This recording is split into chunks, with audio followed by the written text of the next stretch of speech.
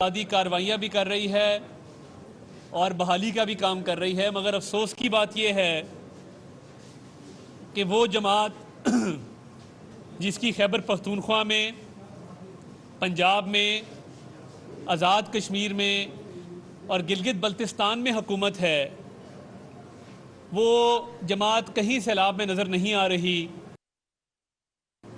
और बदस्तूर जलसे जुलूस का सिलसिला जारी रखे हुए है, जिस पर करोड़ों रुपया खर्च किया जा रहा है और एक झूठा बयानिया, एक प्रोपेगेंडा और रियासत मुखालिफ बयानिया इन जलसों के ज़रिए उसको परवान चढ़ाया जा रहा है। पंजाब के अंदर जो मखलूत हुकूमत है, वज़ीर आला साहब और उनका साहबजादा सैलाब में कहीं नज़र नहीं आ रहे। ऐवान वज़ीर आला के अंदर अवाम की फलाह बहबूद के हवाले से ना कोई इक़दामात किए जा रहे हैं, ना कोई पॉलिसी बनाई जा रही है। कभी आटे की किल्लत पे और आटे की कीमत पे शोर गुल होता है, कभी अद्वियात की कीमतों पे और अद्वियात की किल्लत पे शोर गुल होता है। मगर अफसोस की बात यह है कि ये एक जुडिशल ऑर्डर के तहत हुकूमत ना सैलाब में कहीं नज़र आ रही है, ना आटे की किल्लत के लिए को अपना किरदार अदा कर रही है, ना अद्वियात के हवाले से उसका कोई किरदार है। तो ये लूट मार के अलावा, चोरी चकारी के अलावा, करप्शन के अलावा पंजाब हुकूमत का और कोई काम नहीं है और कोई तरजीह नहीं है। मैं नाम नहाज वज़ीर आला चौधरी परवेज़ इलाही साहब को और उनके साहबजादे को ये बात वाज़ेह करना चाहता हूँ कि 18वीं तरमीम के बाद आटे का दोष वफाकी हुकूमत को मत दीजिए। 18वीं तरमीम के बाद अगर आपकी मार्केट में पैनाडोल नहीं है जो हमारे दौर में मुयस्सर थी, उसका दोष वफाकी हुकूमत को मत दीजिए। आप किस मर्ज़ की दवा हैं? अगर आपसे दवाइयाँ ही कंट्रोल नहीं होती, आपसे आटा ही कंट्रोल नहीं होता। अल्लाह ताला के फजल से हमजा शहबाज शरीफ साहब की पंजाब हुकूमत में आटा वाफिर मिल रहा था और सस्ता मिल रहा था और हर जगह दस्तयाब था। अब आटे पर आपकी तवज्जो नहीं रही क्योंकि ज़ख़ीरा अंदोज़ों के साथ आपकी साजबाज है। जब भी तहरीक इंसाफ या काफली की हुकूमत आती है, ये आटा माफिया के ज़रिए चंद लोगों को मुनाफा पहुंचाने के लिए आटे की मसनूई किल्लत पैदा करते हैं और उससे चंद लोगों को मुनाफा पहुंचाने के लिए अवाम के ऊपर मुश्किलात ढाते हैं। तो ये पंजाब हुकूमत मुकम्मल तौर पर नाकाम हो चुकी है। हमारा ख्याल था कि पंजाब की तारीख का नाकाम तरीन, नाअहल तरीन वज़ीर आला उस्मान बुज़दार हैं, मगर इस बाप बेटे ने तमाम पिछले रिकॉर्ड तोड़ दिए हैं क्योंकि ना जराइम कंट्रोल हो रहे हैं, ना आटे का मसला हल हो रहा है, ना अद्वियात का मसला हल हो रहा है। और पंजाब में सिर्फ फोकस इस पे है कि गुजरात को डिवीज़न बना दो, 800 लोगों को नौकरियां, अपनी मनपसंद लोगों को नौकरियां दे दो, ऑपोजिशन के मेंबरान के खिलाफ पर्चे कटा दो।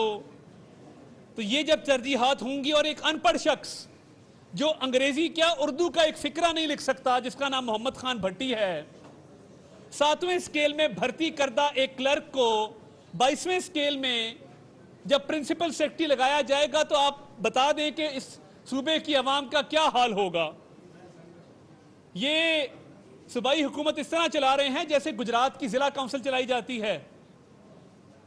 और आज भी ऐवान वज़ीर आला में साजिश होती है कि रियासत मुखालिफ बयानिए को डिफेंड कैसे करना है, IMF को लेटर कैसे लिखना है। चीफ सेक्रेटरी पंजाब रुखसत पर जा चुके हैं, एक फर्ज शनाज अफसर उन्होंने काम करने से इनकार कर दिया है। सेक्रेटरी फाइनेंस काम नहीं करना चाहते क्योंकि अफसरशाही को मजबूर किया जाता है गैर कानूनी इकदामात उठाने पर। तो ये पंजाब हुकूमत ज़्यादा देर चलने वाली नहीं है। अल्लाह ताला के फजल से, उसकी हबीब सल्लल्लाहु अलैहि वसल्लम के सदके आज सेशन कोर्ट लाहौर से मेरी ज़मानत मंजूर हो चुकी है, बेल कंफर्म हो चुकी है। और ये अल्लाह ताला का करम है कि इमरान नियाजी और परवेज़ इलाही ने जो एक झूठा मुकदमा मेरे पर बनाया था, जिसमें मेरे पर इल्ज़ाम ये था कि मैंने एक असेंबली के अहलकार पर हमला किया है, उसकी वर्दी फाड़ी है, उसको ज़ख्मी किया है, और उसमें 2 MPAs राणा शहबाज और ख्याल कास्त्रो, इन्होंने मेरे खिलाफ स्टेटमेंट भी दिया। आपको तो अल्लाह ताला पूछेगा कि आपने झूठी तहरीर, झूठी गवाही दी है, और मैं आपके खिलाफ कानूनी चाराजोई भी करूंगा। ये खातिर जमा रखिएगा।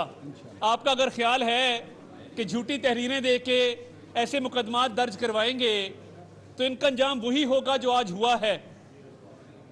इसमें झूठी गवाहियां, झूठी FIR, झूठी तफ्तीश की गई, और अल्लाह के फजल से आज कोर्ट में कुछ साबित ना हो सका, मगर एक शख्स का, कर्नल कॉफी जिनका नाम है, हाशिम डोगर साहब का मैं तहे दिल से मशकूर हूं कि उन्होंने दोनों तारीखों पे प्रोसिक्यूटर पेश नहीं किया।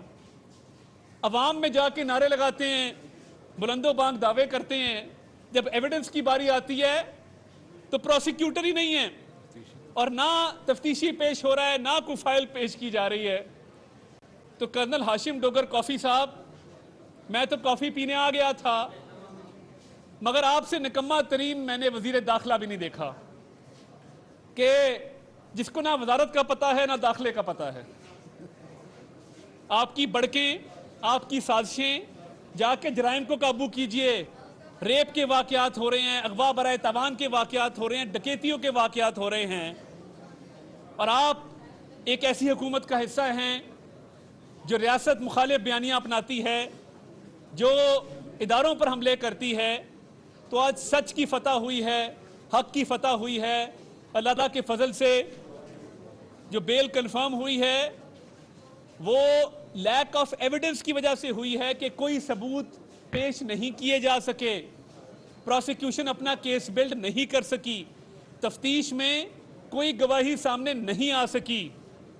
तो जितने झूठे केस बनेंगे इन सब का यही अंजाम होगा जो आज हुआ है अल्लाह ताला के फजल से। मगर जो इस मुल्क में एक घड़ी चोर है जिसने अपने बेनामीदारों को दुबई में छुपा रखा है, उसे मैं कहता हूं कि जलसों में खड़े होके गला फाड़ फाड़ के तकरीरें करते हो, रियासत के खिलाफ भी, मुल्क के खिलाफ भी, मुल्क की सालमियत के खिलाफ भी, तो वो फरा नामी खातून को कब पाकिस्तान ला रहे हो? उसका ट्रायल कब होगा? पंजाब में 3 DG एंटी करप्शन तब्दील हो चुके हैं। राणा जब्बार को तब्दील किया गया, उनकी तब्दीली के बाद अगला DG एंटी करप्शन राय मंजूर नासिर को तब्दील किया गया, फिर उसके बाद चार्ज दिया गया DG एंटी करप्शन का शहरियार सुल्तान साहब को, वो चार्ज भी वापस ले लिया गया।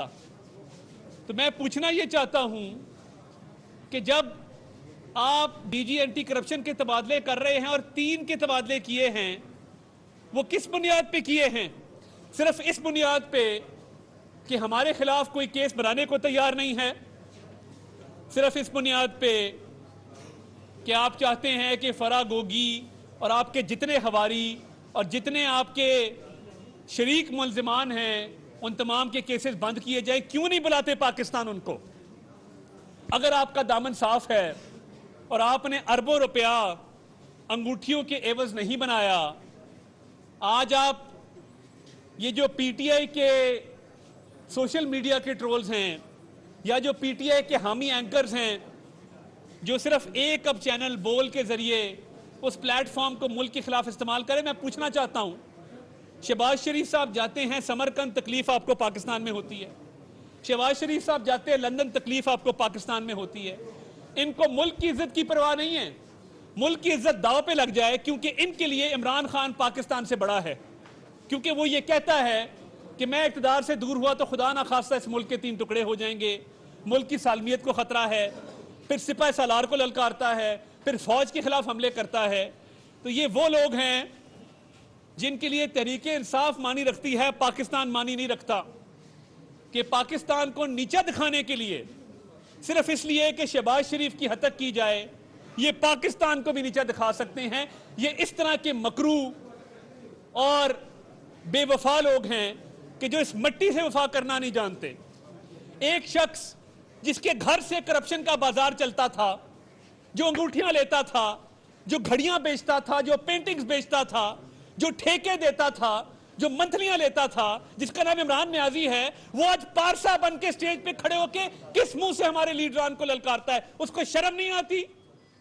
और उसके हवारियों को पंजाब में शर्म नहीं आती कि परवेज लाई साहब, इनकी हुकूमत इस्तेमाल होती है फौज के खिलाफ, और ये ऊपर ऊपर से बयान दे के ये तासुर देते हैं कि सब अच्छा है।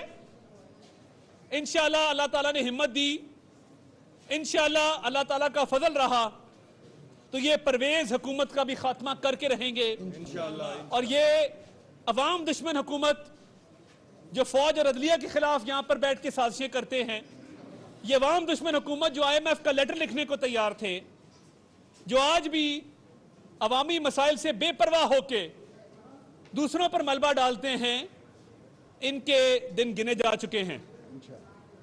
और ये जो फरा के केसेस पंजाब में खत्म किए गए हैं, इसका भी हिसाब होगा। आप 3 नहीं, आप 30 DG एंटी करप्शन चेंज कर लें, आप किसी जल्लाद को लाके बिठा दें, इमरान खान खुद आके DG एंटी करप्शन का चार्ज ले ले, ये मुकदमात फिर भी खत्म नहीं हो सकते। एक एक पाई जो इमरान खान ने इस अवाम की लूटी है उसका हिसाब होगा। और ये जो बैनुल-अक़वामी सतह पे पाकिस्तान को इज्जत मिल रही है, शहबाज शरीफ साहब का एक हाथ तैयब अर्दगान साहब ने पकड़ा होता है, दूसरा हाथ पुतिन साहब ने पकड़ा होता है, और अब UN जनरल असेंबली से खिताब करने जा रहे हैं। तो मैं कौम यूथ को और इंसाफियों को कहूँगा कि बरनौल के ट्रक मंगवा लो, जलने के दिन आने वाले हैं।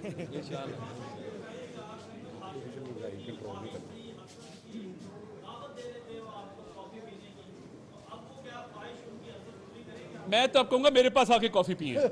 मैं पिछले 2-3 हफ्ते से कॉफ़ी का वेट कर रहा था कि कर्नल कॉफ़ी मुझे कॉफ़ी पिलाएंगे, मगर कर्नल कॉफ़ी कोई कॉल के पक्के नहीं लगते। आज उन्होंने अपनी सोशल मीडिया पे कमेंट्स को ब्लॉक कर दिया है क्योंकि इंसाफियों की तरफ से बहुत गालियां पड़ रही थी। एक नाकाम वजीर दाखिला है। तो मैं कहूँगा अगर कॉफ़ी पीनी है, मैं आपको बताता हूँ कि वजारत दाखिला कैसे चलाई जाती है। मेरा थोड़ा तजर्बा है इसमें।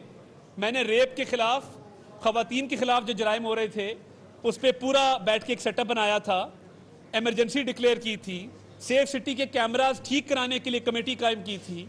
IG इस्लामाबाद अकबर नासिर साहब ने बहुत अच्छा काम किया सेफ सिटी में। मैंने बैठ के उन चीज़ों को आगे बढ़ाने की कोशिश की।